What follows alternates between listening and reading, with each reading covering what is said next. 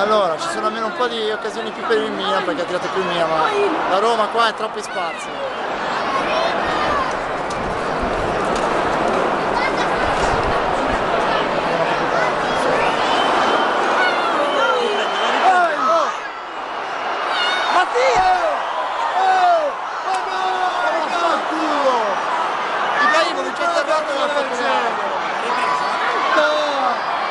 Sono due falli, Ora! Il rigore di là! Ma quello è un rigore per ragazzi!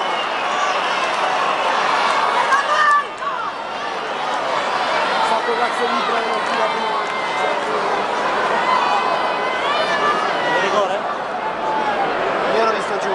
Poteva tirare anche prima Ibra, invece che aspettare l'avversario che poteva. Però l'avversario l'ho visto così, scusa, ma cazzo. No. Non mi sembrava un spalla contro spalla lì.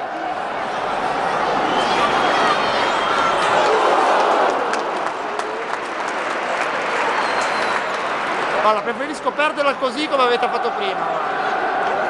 Giusto Massi, di qualcosa? È giusto, no, che la perdono così.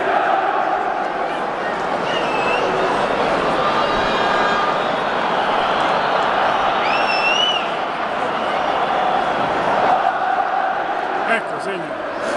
Sì. Infatti parla del Milan, ancora in attacco. Provala. Provala tu! No, ma adesso pure segni. Ma adesso stai arrivando. Ma porco disco. Ma guarda che scema, ammazza loro. Perché poi sicuramente la Juve si va.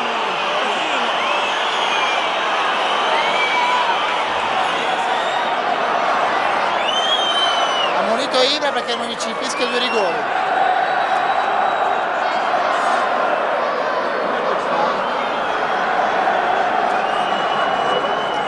Poi in mezzo a due c'aveva la gamba di qua, ha portato la palla di là, c'era quell'altra con l'altra gamba lì.